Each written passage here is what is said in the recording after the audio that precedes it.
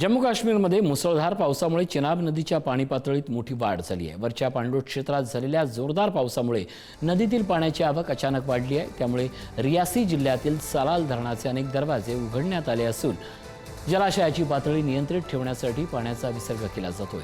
जलविद्युत प्रकल्पाचं कामकाज सुरक्षितपणे सुरू राहावं यासाठी प्रशासनाकडून परिस्थितीवर लक्ष ठेवलं जातंय।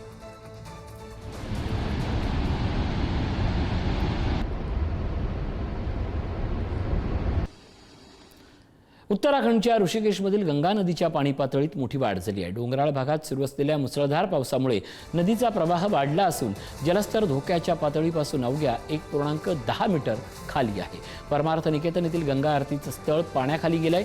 खबरदारी म्हणून प्रशासनाने नागरिकांना नदीपासून दूर राहण्याचं आणि घाटावर स्नान न करण्याचं आवाहन केलं।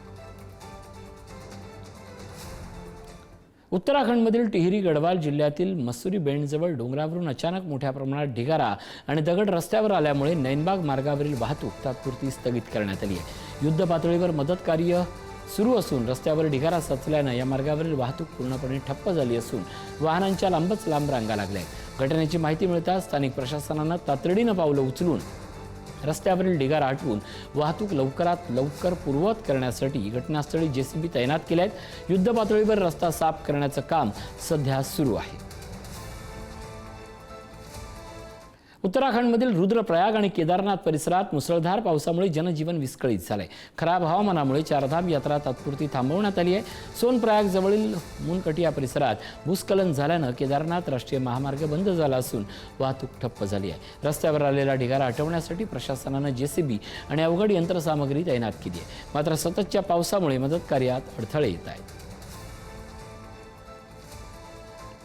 जम्मू काश्मीरच्या अनंतनाग जिल्ह्यातील चित्तरगुल परिसरात ढगफुटी झाल्यानं अचानक पूर आला। या घटनेनंतर जिल्हा प्रशासनाने तातडीने आपत्कालीन पथकं घटनास्थळी रवाना केली आहेत। परिस्थितीवर बारकाईने लक्ष ठेवलं जात असून कोणतीही अनुचित घटना टाळण्यासाठी आवश्यक उपाययोजना सुरू आहेत। प्रशासनाकडून बचाव आणि मदत कार्य युद्धपातळीवर राबवलं जात असून नागरिकांना सतर्क राहण्याचं आवाहन करण्यात आलं।